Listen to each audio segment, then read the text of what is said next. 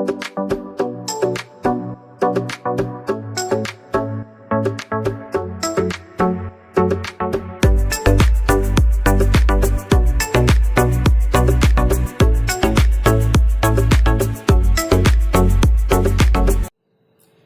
માતાજી મિત્રો, હું મમતા ગોસ્વામી, મારી ચેનલ મમતાની રસોઈમાં તમારું સ્વાગત છે।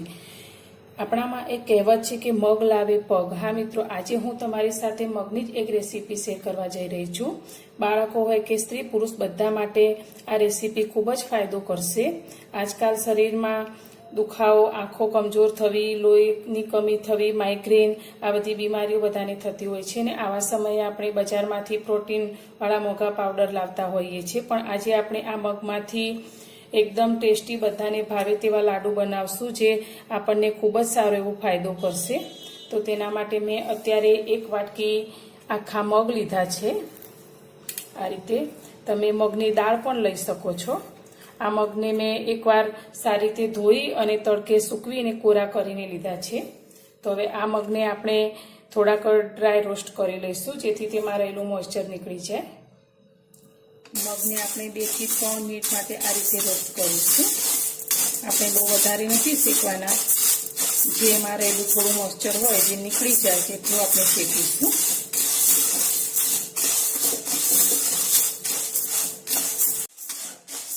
મગ આપણે ધીમા ગેસ પર આ રીતે 2 થી 3 મિનિટ શેકી લીધા છે। તો હવે આને આપણે ગેસ બંધ કરી અને ઠંડા કરવા મૂકીશું।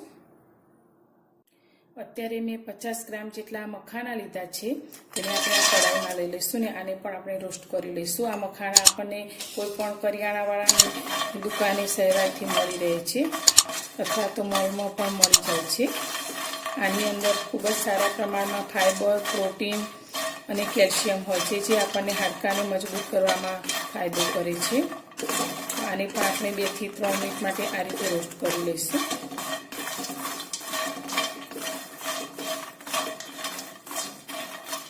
મખાનાની તાસીર ઠંડી હોય છે જે અત્યારે વાતાવરણમાં આપણને ગરમીનું જે પ્રમાણ છે તેમાં ખૂબ જ ફાયદો કરે છે। તો આપણા મખાના પણ સારી રીતે રોસ્ટ થઈ ગયા છે। તો હવે ગેસને બંધ કરી દઈશું અને આને પણ આપણે ઠંડા કરવા મૂકીશું।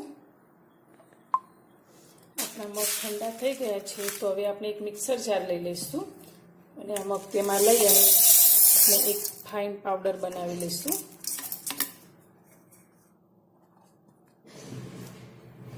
આપણે એકદમ ઝીણું પાવડર જેવું મગને પીસી લીધા છે। તો આ રીતે એકદમ સરસ ઝીણું આપણે કરી લઈશું। હવે આને આપણે એક પ્લેટમાં કાઢી દઈશું। હવે આ જ મિક્સર જારમાં આપણે જે મખાનાને રોસ્ટ કરીને રાખ્યા છે તે લઈ લઈશું અને આનો પણ આપણે એક ફાઇન પાવડર તૈયાર કરી લઈશું। આપણા મખાના પણ સારી રીતે પીસાઈને આ રીતે પાવડર જેવું તૈયાર કરી લીધું છે। હવે આને પણ આપણે પ્લેટમાં કાઢી લઈશું અને અત્યારે મેં એક સૂકા નારિયેળની આ કાચરી લીધી છે જેનો આપણે આ પાછળનો ભાગ હોય તેને કાઢી લઈશું અને આના નાના ટુકડા કરી અને મિક્સરમાં તેનું આપણે ખમણ તૈયાર કરી લઈશું। આ નારિયેળની તાસીર પણ ખાવામાં ખૂબ જ ઠંડી હોય છે અને આ પણ આપણને હાડકાં મજબૂત કરવામાં મદદ કરે છે। તો આનું પણ આપણે ખમણ તૈયાર કરી લઈએ। આપણે ગેસ પર એક કઢાઈ લીધી છે અને કઢાઈમાં આપણે 2 ચમચી જેટલું ઘરનું બનાવેલું ચોખ્ખું ઘી લઈશું। આજે આપણે મલાઈમાંથી કઈ રીતે તૈયાર કરવું તેનો વિડીયો આપણે મૂકેલો છે, તો તેની લિંક તમે જોઈ શકો છો। હવે આપણું ઘી ગરમ થાય એટલે આપણે જે મગનો લોટ તૈયાર કરીને મૂક્યો છે તે અંદર લઈ લઈશું।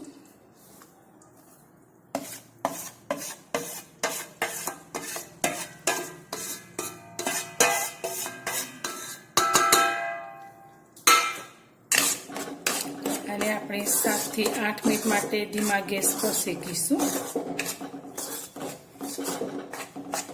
આપણે જ્યારે પણ મગ કે દાળ લેતા હોઈએ ત્યારે કોતરા સાથે જ લેવાનું। કોતરાની અંદર જ બધા વિટામિન્સ હોય છે। આ રીતે આપણે તેને શેકીશું।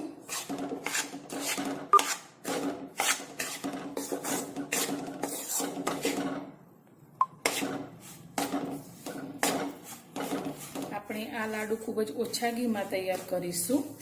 આપણને જે ઘી ખાવાથી શક્તિ મળે છે તે શક્તિ આપણને આ મગમાંથી પણ મળી રહે છે।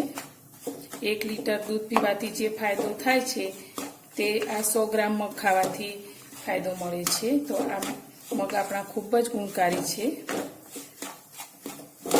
તો આ રીતે આપણે તેને શેકીશું.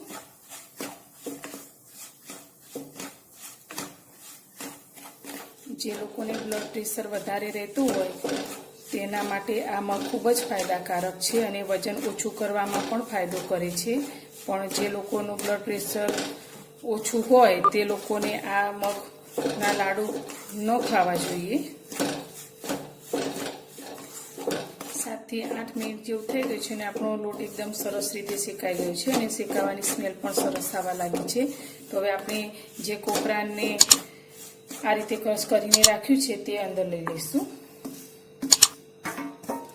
તમે આ કોપરાની સાથે મગજત્રીના જે બીજ આવે છે તે પણ લઈ શકો છો. તમે મખાના ન લેવા હોય તો મગજત્રીના બીજનો પણ ઉપયોગ કરી શકો છો. આ રીતે બધું બરાબર મિક્સ કરીશું અને જે આપણે મખાનાનો પાવડર તૈયાર કર્યો છે તે પણ અત્યારે અંદર લઈ લઈશું.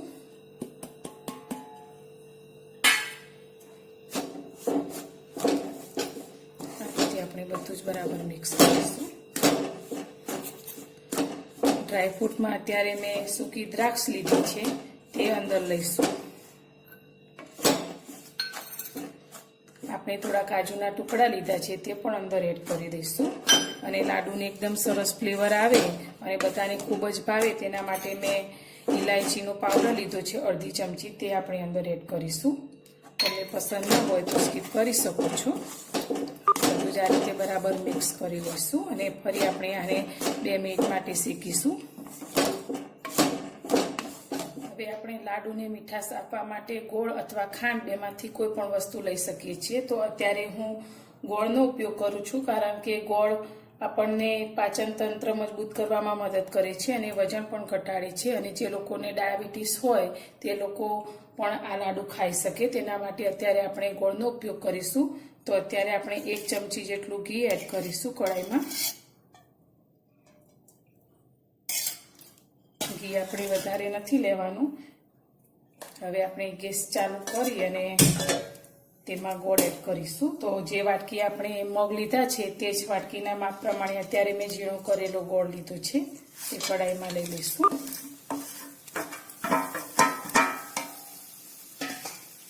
અને આપણો આ ગોળ થોડો ઓગળે તેટલી વાર સુધી જ આપણે ધીમા ગેસ પર તેને રાખીશું. આ રીતે મિક્સ કરીશું.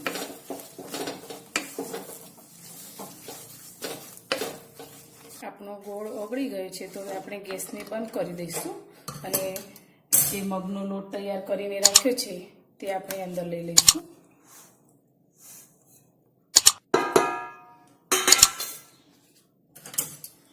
આ રીતે આપણે બધું બરાબર મિક્સ કરીશું.